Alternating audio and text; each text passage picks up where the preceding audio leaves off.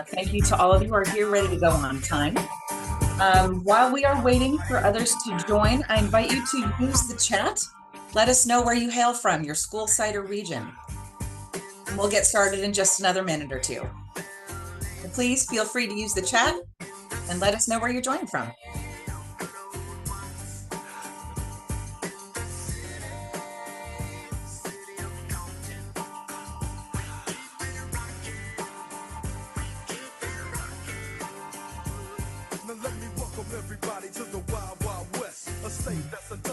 All right, who's going to be the brave one to go first? Sharon, there we go. All right, thanks everybody. All right, so we got NorCal so far. Anybody here joining us from the middle of the state? All right, San Diego, there we go. Just another minute or two. Thank you for sharing. Love to see where everybody's hailing from. All right, we got Central California there. Way north, North Coast and Eureka. I think I'm getting a little bit better at identifying where some of the locations are, so I get to thank you all for that. Yeah, the music's much better than listening to me for sure. All right here in Sacktown. All right, thanks. Please continue to share as we roll forward. If we can go to our first slide. Again, thank you all for being here with us this morning. My name's Kristen Tremarchi. I am part of the executive office team at the California Student Aid Commission. So if you're here for our webinar, All In and Ready, then you're in the right place. Today, we are focusing on mitigating summer melt. Before we get into the rest of our slides, I want to just let you know that we will be sending out, sending out today, if I'm not mistaken, a survey just about our webinars, asking kind of how you feel about them, if you think we should continue. So please keep an eye out for that survey. And when you get it, take a moment to respond to it, send it back so that we can take all of that into account. Okay, so our reminders, we are here for 1 hour. We will endeavor to get you out of here by 10 o'clock to get on with the rest of your day.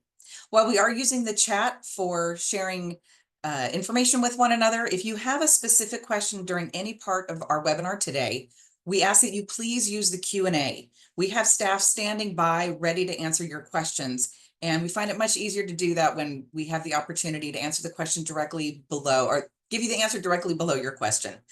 As you probably realized when you joined, the webinar is being recorded, and it will be posted to our YouTube channel and on our website. Should you need it, closed captioning is an option. There's information on in the toolbar to toggle those on and off. And finally, we invite you to join us on social media at CA Student Aid. Next slide, please.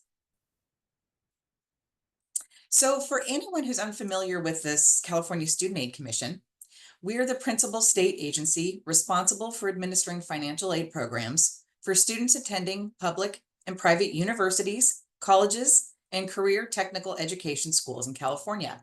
As you can see, our mission is promoting educational equity by making post-secondary education affordable for all Californians. Today's agenda.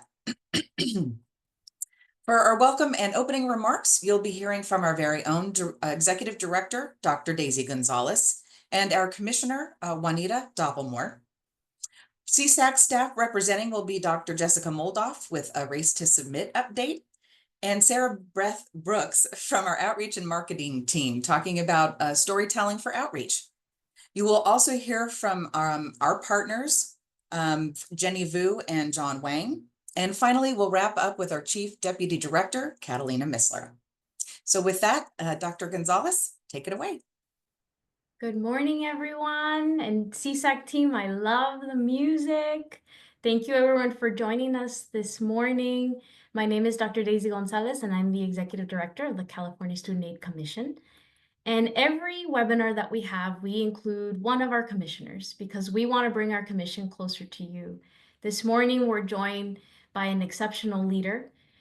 Commissioner Juanita Doppelmoore is not just a commissioner for the California Student Aid Commission. She is a youth advocate who brings her experience in K through 12, connecting educational systems, policies, and budgets to be able to create the environments where our students can succeed. She has a clear mission, not just to think about college affordability and basic needs, but to bring the gaps together from higher ed to workforce to then thinking about the work that we're all here to do, particularly when we think about summer melt.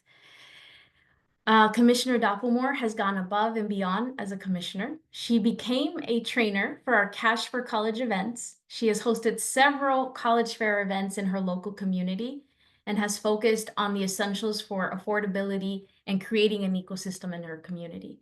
But perhaps even more inspiring today is the community that she serves in her day-to-day as a trustee of Compton College.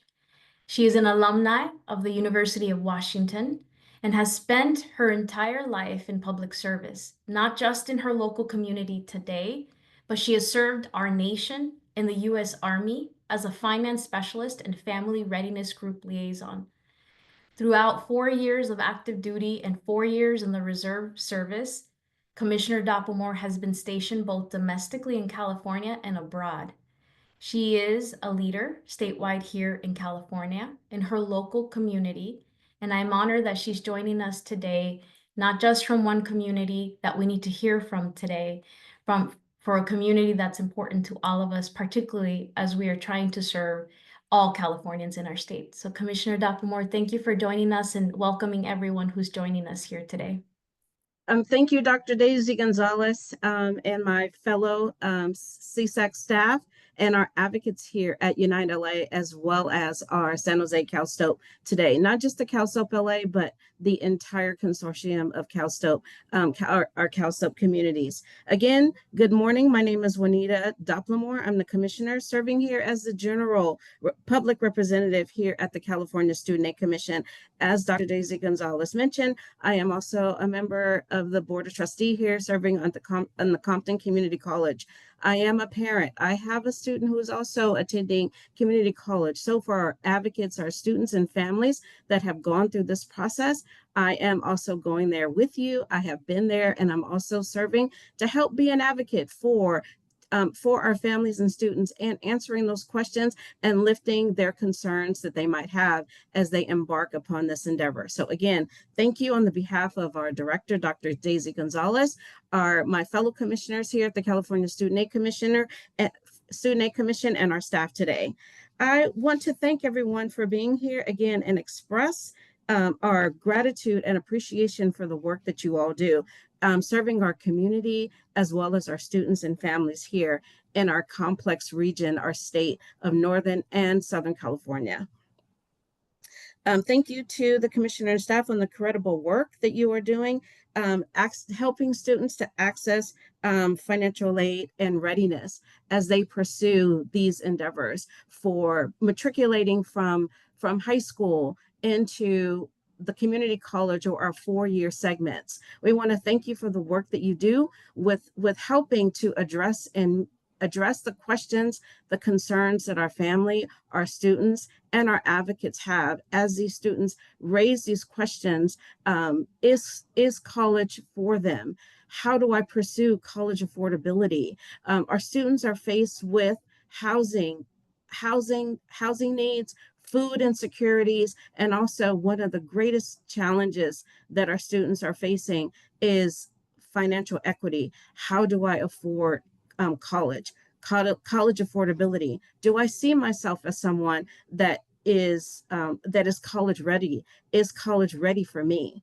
Also, we have a large number of students, our students population, whether they are foster youth, whether we have students that are questioning whether to go out of state and attend an HBCU. We also have first generation students that are from our Latino and Latinx community trying to figure out with the information that they are pursuing and they are putting into our system when they are applying for financial aid. Is that information safe? Are they putting themselves and or their families at risk when they are filing for their financial aid application? I would like to thank our staff at the California Student Aid Commission. This year, we faced an amazing number of challenges, but because of all your efforts, as well as the efforts for our community, our CalSO, our partners like Unite LA, we were successfully able to get the ranking of number 5 in the state of California for FAFSA for completions, but there is still more work for us to do with serving thousands and thousands of students throughout our state. We still have more work to do, and as we move into summer and our community college September 2nd deadline, we still have an opportunity to reach and serve those students that are getting a financial aid award letter. They have questions. You can reach out to our hotline or our call center, and we have CSAC staff that is standing available, ready to help those students navigate and answer those questions that they have with understanding that award letter. We just recently we heard the voice of our students. And what we did is we revised that letter to make it more user-friendly for them. But our families that speak a second language, we also have those letters we're offering in a variety of languages to meet the needs and address the concerns of our families. In addition to that, I'm sorry, let me just back up a little bit. I just got a little bit passionate there, and I'm a little bit off topic here on my script. But again, I just want to thank you all so very much for the work that you do to help meet and address the needs of our students and the members of our community. And I'll get back on topic. And with that, again, I would like to express our gratitude and thanks to our exciting speakers that we have before us here today. John Wang from the San Jose CalSOAP, Jenny Vu from Unite LA. They both of our advocates are serving thousands of students throughout Northern and Southern California. Our partners are crucial, and you are providing on a daily basis the work that our students are having. Whether those students are coming and you are providing one-on-one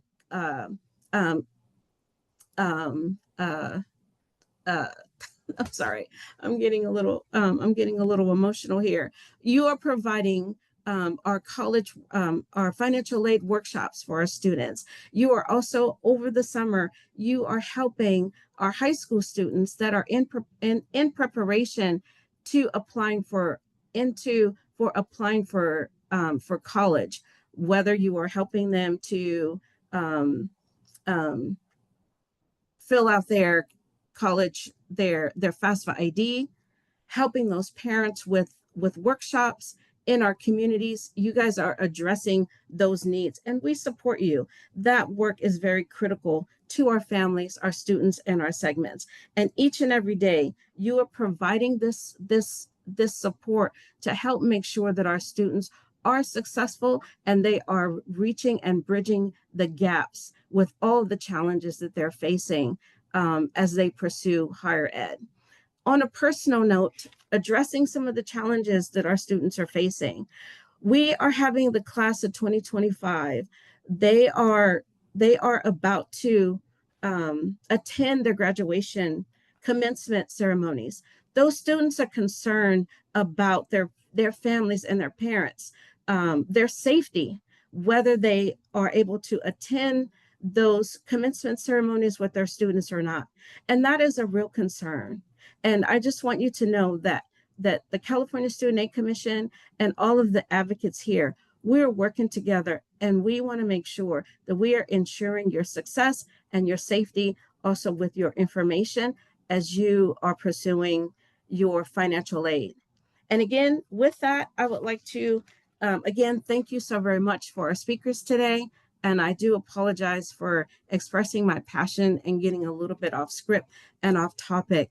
I just had the opportunity of attending our spring nursing commencement ceremony last night. And there are a number of students that are entering into, that are continuing to pursue their education in nursing. This is a key area and segment of our population where we need students that look like us to represent. Our guest speaker said that nurses, that they speak 3 different languages. They speak the language of the medical profession, they speak the patient's native language, and they also have to translate that language into everyday common language. So we need to have more healthcare professionals that look like us, that represent our community. And for students to be able to go through that rigorous program and not be able to share that particular joy and excitement with their families.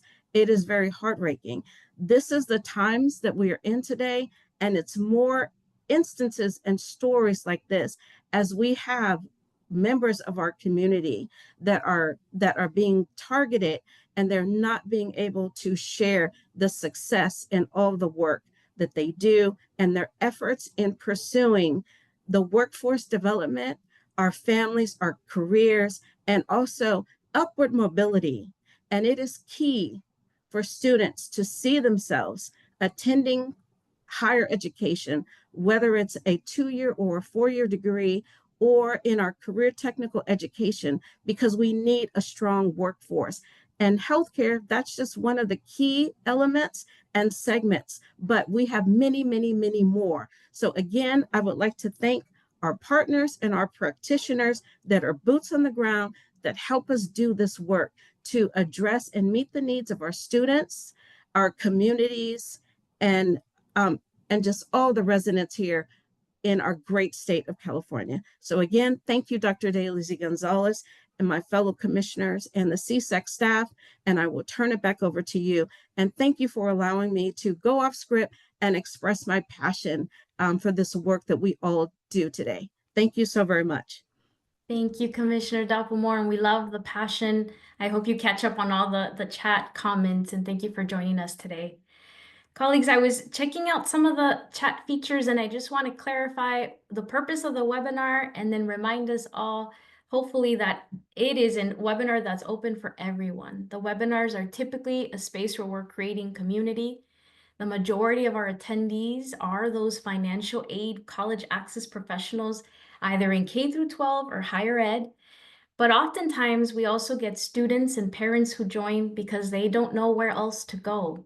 And so I see on the chat some students asking for help. The team behind the scenes from CSAC is reaching out directly to them. But no, the webinars are open for everyone. Now, what's the purpose? The purpose of the webinar is to bring us together with the most urgent information for California. We are the largest state, the largest financial aid system is operated by California. But it also means that we have a huge responsibility. So today, from my remarks, and as you think about why you're here and who should be here with us, it's to give you real-time information about what's happening in California as it relates to financial aid, college access, real-time information for the things that California is tracking at the federal level, and to feature you, the experts on the ground who are helping our students in real time. And so today our focus is summer melt, because as we all head into July and August, we're facing a critical time to serve every student. I want to cover this morning any updates related to the state budget. This is a really critical week, so I'm going to ask the staff to go to the next slide, please. Because I want to walk you through not just where we are today this week, but where we might be tomorrow.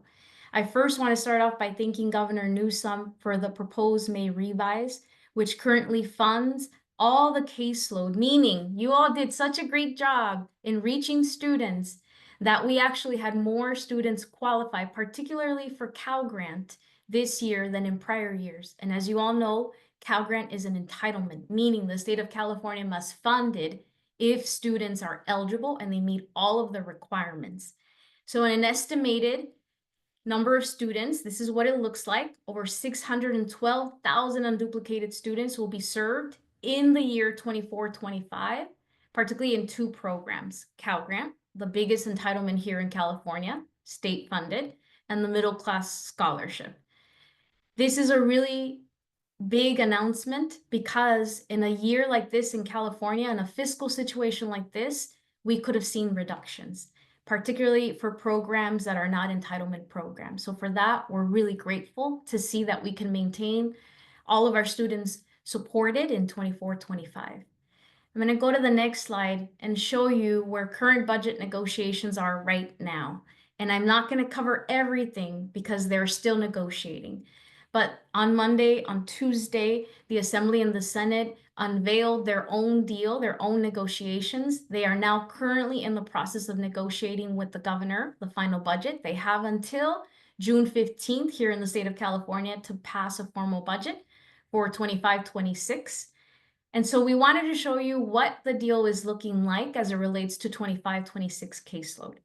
I'm proud to share that because of all of your hard work and the immense need of our students, California is maintaining college affordability front and center. Now, is it at the scale that it should be? No. But again, anything could have happened this year. The total amount of funding being proposed right now is a 7% increase from the January proposal for financial aid here in California.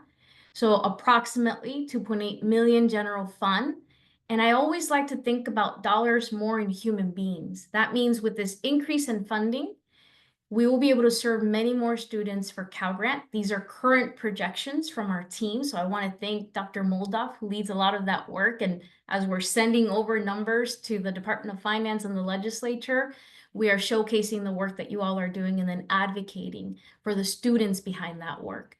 So 492,970 Cal Grant recipients are estimated for next year, and 334,289 for the middle class scholarship. I'm sharing these numbers as human beings because any program that we run in financial aid requires strong advocacy and, more importantly, our ability to connect it to the real life challenges that people have. Why? Because all of these programs have limited funding in the state of California. There are always many, many more students that we can serve. And by showing human beings and ultimately connecting it to the ultimate outcome, meaning economic mobility for Californians, not just for the individual, for their family, but for all of California, is the job that we need to be doing. So these are the lives that will be impacted by what's in the state budget. We also are really excited to see that in the deal, both for the governor's May revised proposal and for the Assembly and the Senate, they continue to fund the Golden State Teacher Grant Program. I know some of you rely on this program as we think about the next generation of teachers.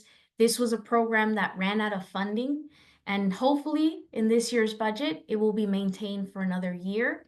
And the resources that are currently being estimated will allow us to serve about 6,400 aspiring teachers. So there are many, many other programs that I'm sure you have questions about. All of that will be finalized this week as we head into June 15th. I covered very high level the programs that most impact our students. You should know all of the other programs that we care about. DSIG, particularly those here in California, they have been maintained, meaning there is no impact, no fiscal impact. So they will be maintained at the current level.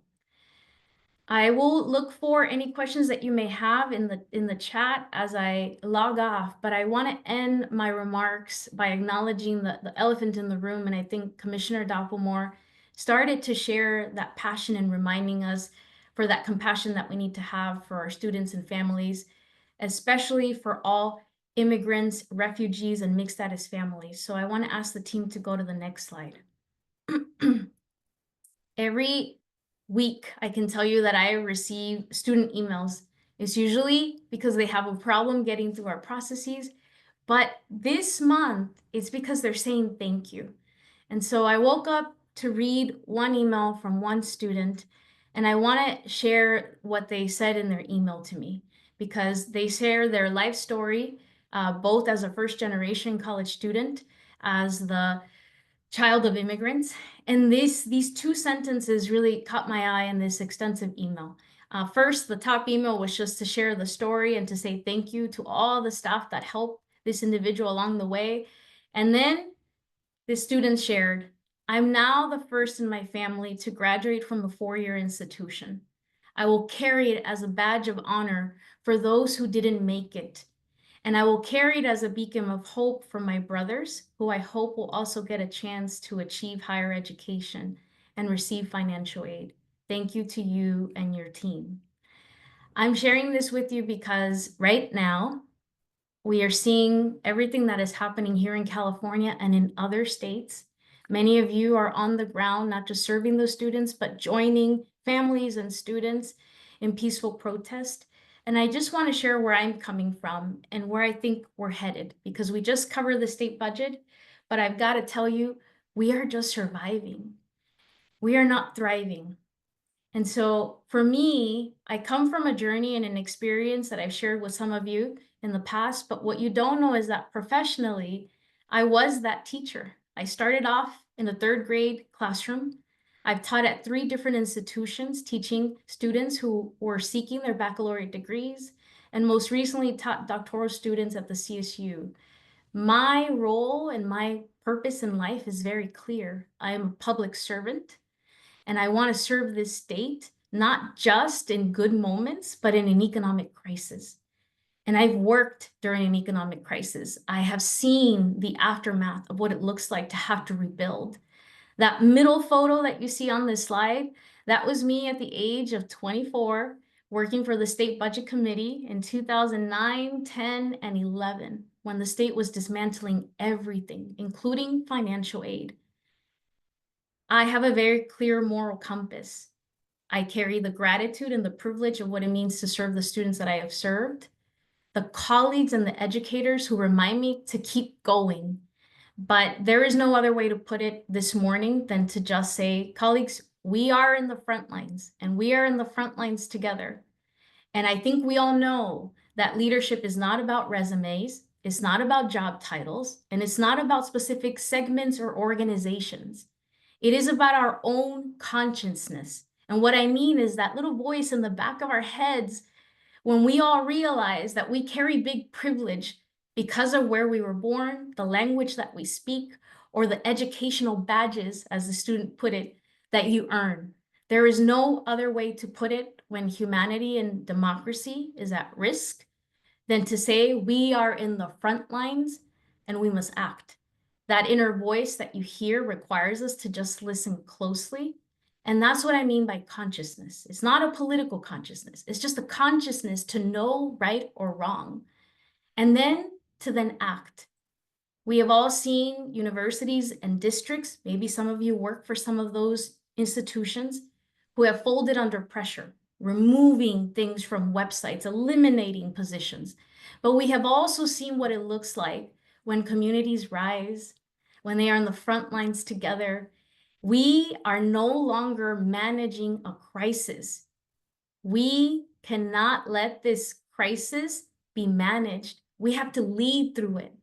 And so today, as we are watching everything in the news, as we are thinking about our summer plans and thinking about how we reach those students that we need to reach urgently, particularly if they're high school students, I want to ask you to join us, not just because you have been courageous leaders, because we know what we need to do in this moment. Here in California, we have a very clear vision, a very clear moral compass. Our job is to promote educational equity by making post-secondary education affordable for all Californians. There is a very clear pathway, particularly for refugees, immigrants, and mixed status families, and that is the California DREAM Act application. And yes, where a student feels comfortable and where they can then transfer to a FAFSA, we support them to do that. But we are leading not under regular circumstances. I feel like you are very comfortable because of what you have just survived in college access and financial aid in the last 3 years as well, but because I know it's a personal calling for many of you. There are many challenges ahead, and so our job is to lead and to make that choice courageously. And so I want to ask that you join CSAC to stand with us in support of our students. We know that doing this work requires us to be clear on our values and to serve every student with dignity. And when new challenges arise, that we treat each other with compassion, because our collective power comes from our innovation and our collaboration. And I know that we are up to that challenge. With that in mind, I want to share just 3 things that CSAC is getting ready to do. First, we're in the final months of implementing the 25-26 FAFSA CADA. Dr. Moldoff will share very closely in the next few slides that we are not there yet, but we have made tremendous progress. But we also know that many more students, particularly our immigrant refugees, mixed status families, have a lot more fear today than ever before. And so we know what we need to do. We are also getting ready for the 25-26 FAFSA and then making any necessary policy choices that best support our students here in California to succeed. And I have to share with all of you, we are looking at all FAFSA specifications, additional verification processes very closely. We are cautiously optimistic, and I'm sure you've heard those words before, but I can tell you that my moral compass, my values are very clear. Over verification cannot become punitive to the students that we know that we are here to serve. We know that there has been historical decades, not just in financial aid, but in other areas where we deploy technology, policies that negatively impact the low-income first generation and communities of color who right now have, one, do not trust us, do not trust systems of power, and who are already living in fear. And then lastly, as we look beyond 26-27, because we are thinking about the state budget ahead, we need to lead courageously to really think about how we help position the state of California to lead, to actually invest the dollars that our students need, because completing an application is step 1. Step 2 is making sure that that aid is there in real time and that it is sufficient to help our students actually enroll and complete their education. And in the back of my head is that professional who was 24 at the time, that picture in the middle, realizing that we were living through an economic crisis and we were about to destroy many lives. And I am not ready to go back to that. I want to fight with you on the front lines and make sure that we are preparing California to lead and to help many more students graduate so that they can join our workforce and help California succeed. So with that, I want to thank you for giving me the time, for joining us, and for the work that you're about to do. The last thing I'll mention is the right side are students at Mount St. Mary's University. The left side is my own graduation. After I helped the state through an economic crisis, I became a doctor by 30. You see my biggest champion, Delaney Easton, the Honorable Delaney Easton. On the right side, you see Senator Monique Limon. We were colleagues, friends. And so I know that our work ahead requires us to lead with courage, but I know that we're up for it. I want to thank you all for being here and hand it over now to Dr. Moldoff.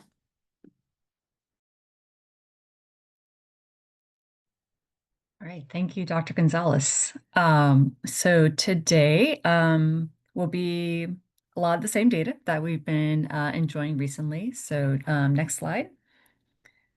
So first of all, our racist SMID update. So we have reached 63% completions as of June 3rd, which is fantastic because last year by June 30th, we got to 60%. So this is to say that we did reach our blueprint goal. The first outcome in our blueprint is to achieve a 5% increase in applications every year for our high school seniors, and that is 5%.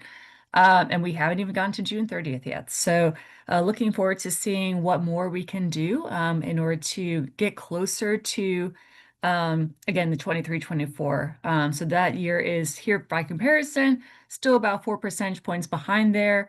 But we're definitely making progress in the right direction. So thank you so much for all of your hard work. And we look forward to continuing to see California thrive as we keep climbing up the ladder. Next slide, please. And then to check on how we're doing regionally, as you all know, we have incorporated these new heat maps as part of our dashboards on our website, so you can get a better idea visually of how everyone is doing. All California applicants year over year doing great. Everyone's looking green. When we look at just recent high school seniors, first-time applicants, which is pretty much that race to SMIT population, we're seeing a couple of red areas in the mother lode area, the far rural areas. Which is oftentimes not so much a result of lack of effort, but it's just the fact that the numbers are low there, so it's easy for it to swing either way. But we're seeing a lot of really dark counties in the Central Valley.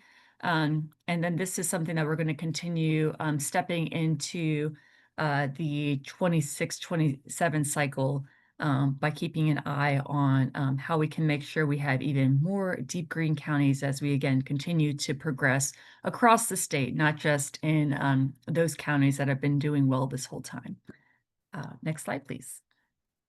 And then finally, again, checking back into where our next point is. We're not quite done with 25-26 yet, even though we are getting closer to that June 30 deadline. We're still looking to capture more students in the community college pipeline, especially since we know a lot of those students, the fees are very low at community colleges. So they're thinking like, oh, I can so like work full-time, go to school part-time, and it's very affordable in that kind of sense.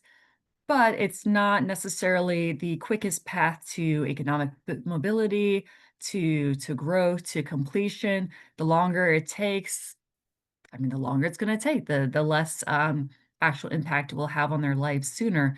So we're hoping by really shifting focus on the community college students, showing them all the aid that they're eligible for at the federal level, at the state level, even the institution level, if they take those full-time units and are eligible for the college completion grants that are just additional money to help them stay full-time students rather than part-time students.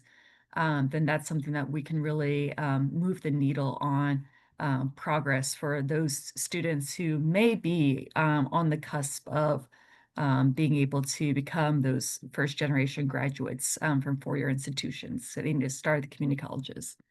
But anyway, with that, we are, as you can see, for 25-26, we've exceeded everything for all California applicants.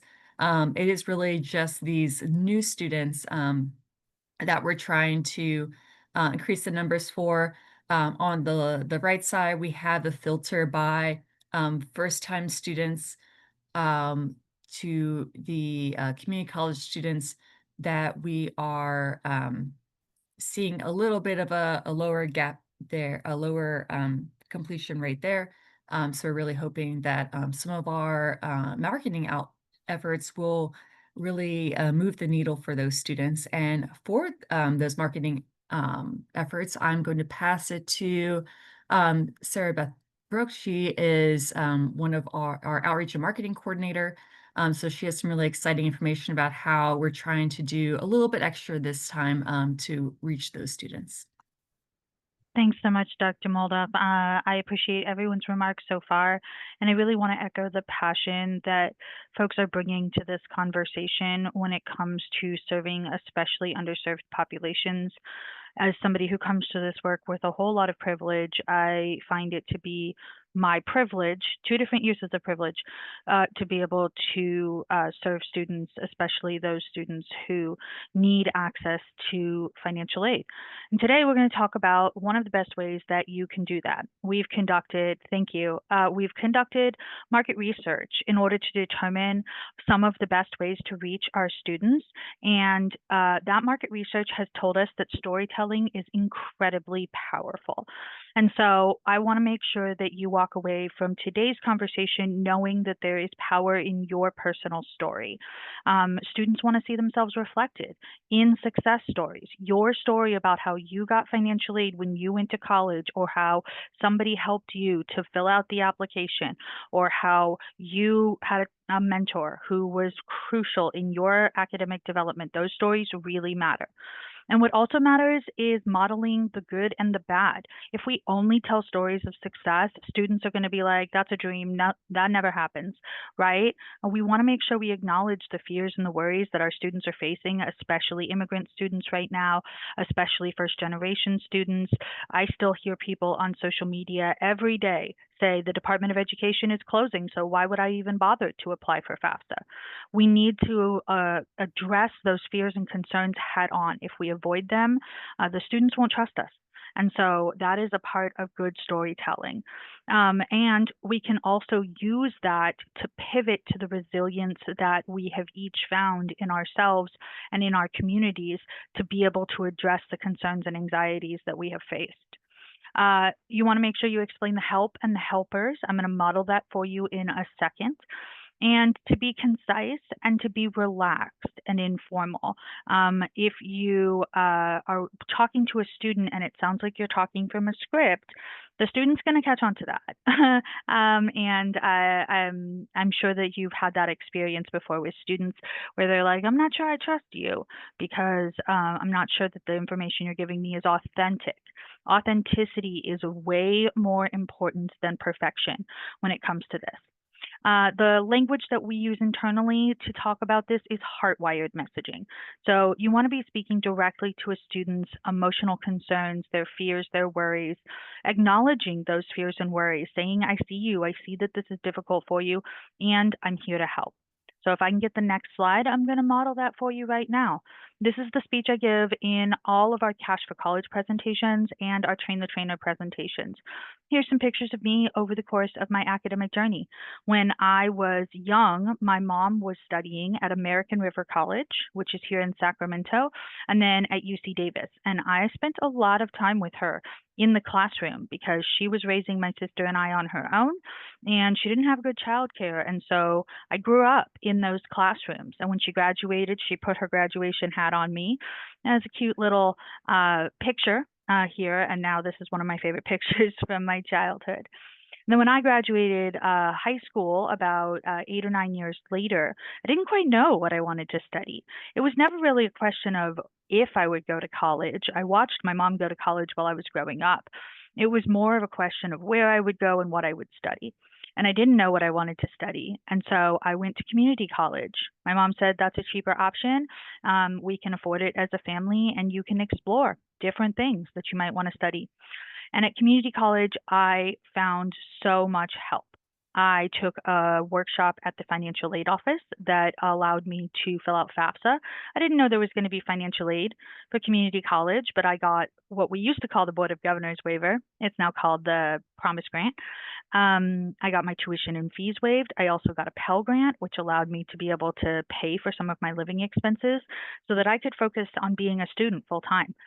And I spent time at Sac City College exploring different things. And then I decided I wanted to join the workforce. This was in the early 2000s. I went into the workforce and I spent several years there. But I watched my friends get ahead where I couldn't get the jobs that they were getting. And so I decided to go back to school. My mom said to me, you know, those college units that you got when you were younger, they never expire. You can go back to college anytime you want. And she was right. I went back to Sacramento City College, where I had started my community college career. And I sat down and filled out my FAFSA, and I got financial aid to be able to help me pay for my community college classes, but also my living expenses. That was crucial for me as a returning student because I didn't want to have to juggle school and a job at the same time. And financial aid made it possible for me to do that. I also met professors who served as mentors for me, wrote letters of recommendation for me when I needed to apply for scholarships, and even pointed me in the direction of scholarships that would help me pay for school. When I graduated, I was selected as the commencement speaker at Sacramento City College. This is me on graduation day here, this third picture. And then I transferred to a four-year university where I continued to receive financial aid. I received scholarships. I worked on campus. I received federal financial aid in order to help me pay for my four-year education. And that financial aid made it possible. There's no way that I finished my college degree, especially as a returning student, without that financial aid. And that is the same thing that we offer to our students every single day when we talk to them about financial aid and the ways in which it can help them shape their dreams and make higher education possible. If I can get the next slide, please. So I want to leave you today with a call to action for your students, because it's not just our stories as professionals that matter, but actually the stories of other students also really matter, because most students are going to turn to their near peers to be like, is this real? Is this actually going on? And so what we're going to ask you to do today is to think about the students in your universe and to identify 3 students who can participate in the My CSAC Story campaign. Find 3 students who you think would be good spokespeople about their financial aid experience and ask them to share on social media a picture or a video of themselves with a short caption about how financial aid has affected them, how it's helped make their educational dreams possible. My colleagues are putting in the chat this graphic here, which you can use on social media in order to help recruit students to this and also to help share the word. And then when these stories are posted and when you post this graphic, please use these 2 hashtags, My CSAC Story or Cal Grant Success Story. These are 2 hashtags that will help us internally track this campaign so we can see the impacts that we have. And of course, you can always follow us on social media. I know a lot of people know my face from our social media channels, and you'll see me again there very soon. With that, I want to pass it off to our Deputy Executive Director, Chief Miss Catalina Mistler.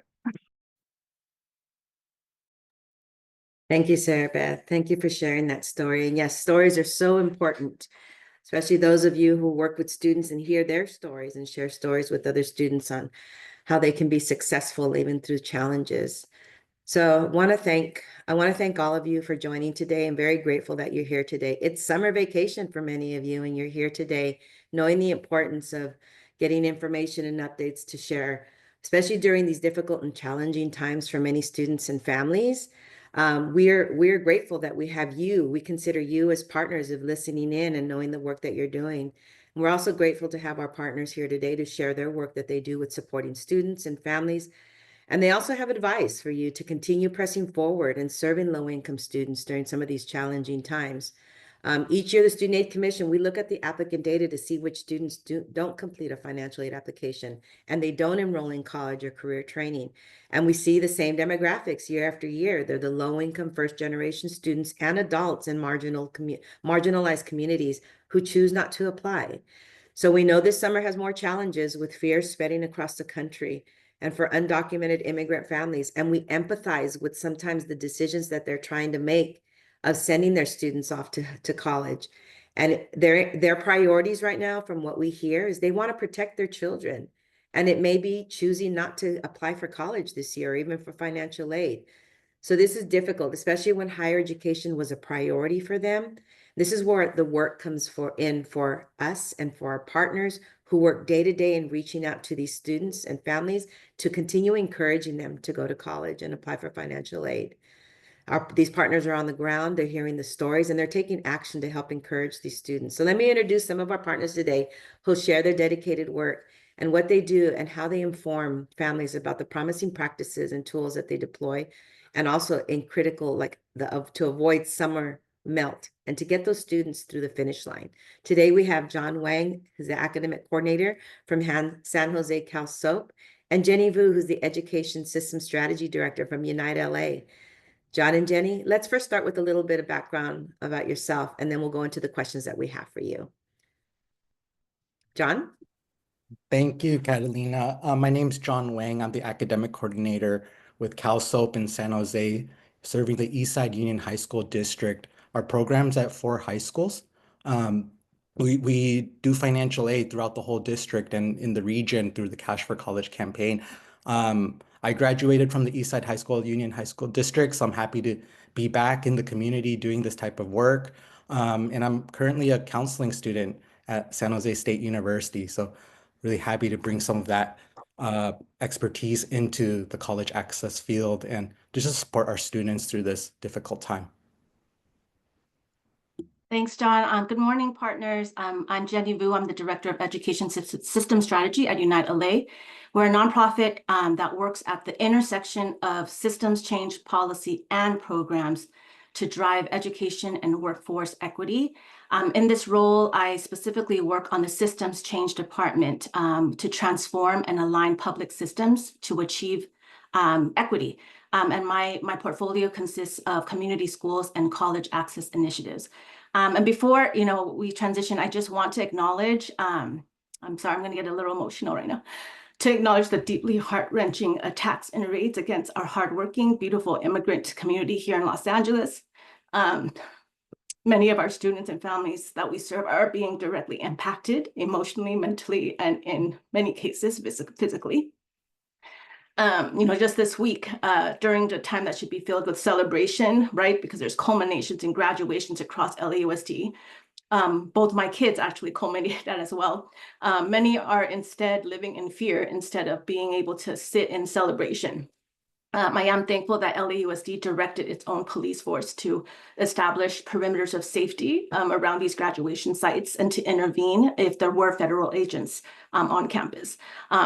All that said is these actions are inhumane. They're re-traumatizing for many, and they're forcing me to constantly ask, how do we persist in this work with compassion and care for our communities, while also, right, acknowledging that we all carry burdens and fears ourselves too. And so I'm sitting in this tension and in full transparency, entering this space this morning feeling very heavy and perhaps less focused on these FAFSA deadlines, while I know they are important and critical to the work. But I just really want to encourage us to sit with our young people and our families whose lives are in a state of immense fear and uncertainty.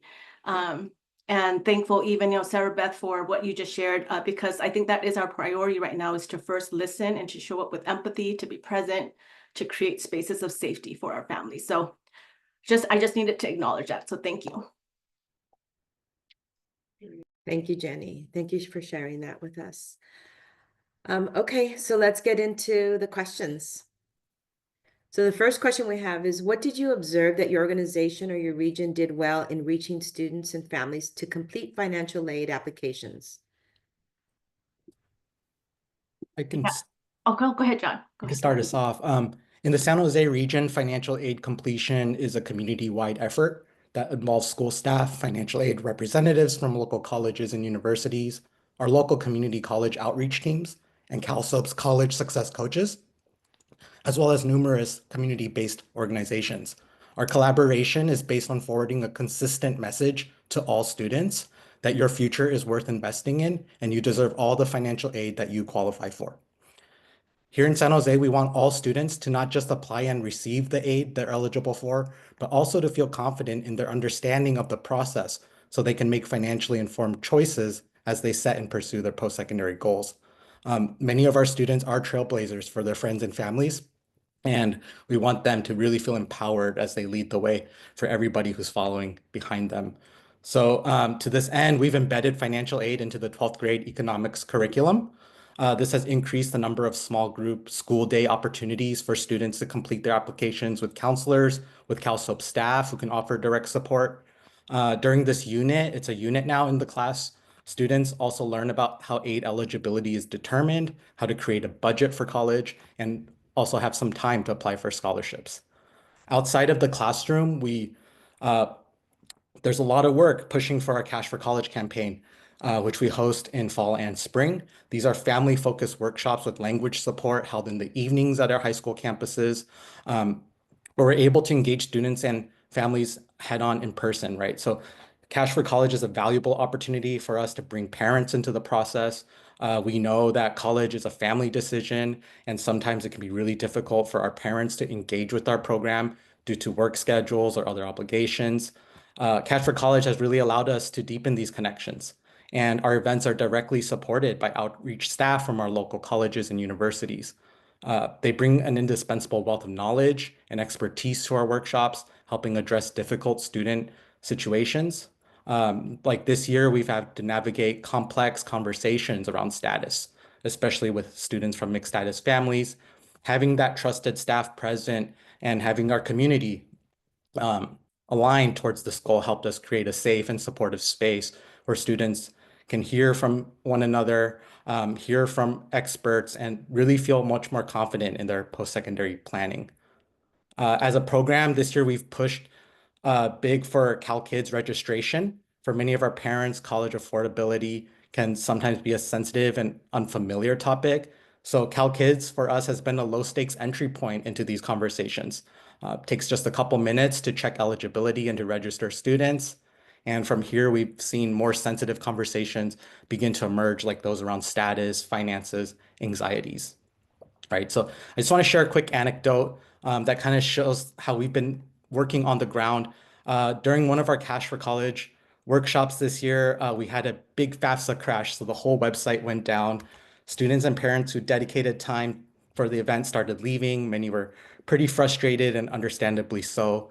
Our team set up 6 laptops and started inviting students just hanging around the event to come and check their eligibility.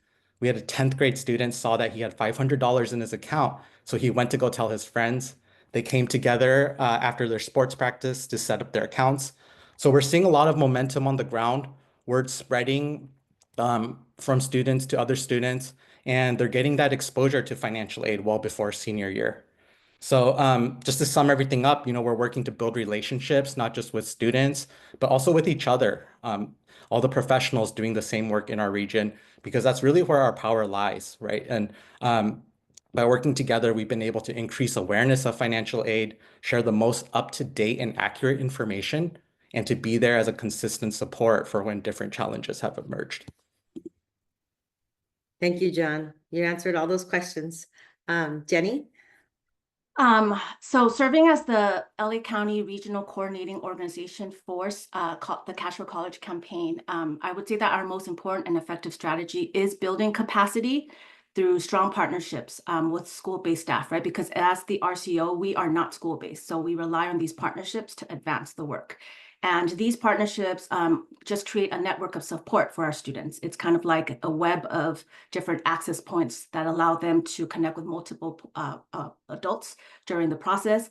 And another example of like capacity building structures or partnerships is that a lot of our work is providing trainings and workshops to support on-site school staff via their weekend workshops or seminars, even including translation for Spanish-speaking families. So this is directly addressing capacity issues at school site levels. As you guys know, the student counselor ratio at school sites is ridiculous. So counselors can't manage all of that. So our work a lot of times, again, is to focus on how do we come alongside the staff who are working with these students to support capacity building. And then a quick example is, we collaborated with LAUSD in one of their regions to host a large-scale college and career fair where over 1,000 students showed up for financial aid literacy workshops and the completion of FAFSA and CADA. We brought in volunteers and experts on this day to support that work and just be available throughout the day to support their completion.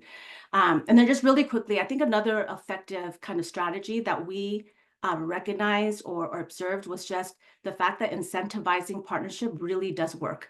I know sometimes we want to focus on like intrinsic like motivation, but the reality is that incentivizing participation is important. So United LA, we lean a lot on our donors to provide funds for these micro scholarships that we give out to rising college freshmen. And so, these scholarships support their transitional expenses, and they go a long way to help the students make that decision to actually start school. As you know, like the phenomenon of summer melt, like I think these small scholarships help them. And so that's just a lot of the work that we try to do is to fundraise and continue to support students through scholarships. Thank you both, Jenny and John, in providing this advice, giving your experience and what works with your organization, and also just keeping your heart in the work that you do. Thank you, Jenny, for sharing that experience. We love you here at Student Aid Commission, and remember, we're a partner here too, so reach out to us if you have any needs. We appreciate you sharing your advice with people, with those individuals participating today, so thank you. Okay, so we have 1 minute, and our last, the reminders are to continue signing up for Cash for College workshops, sign up for our listserv to get communications. Remember to use the Race to Submit dashboard. We also have a community college dashboard so that you can track how the completion rates and submission rates are going. And then just continue to look at CSAC's homepage so that you can find more information and updates to all the tools that we have available. And then just continue pressing forward.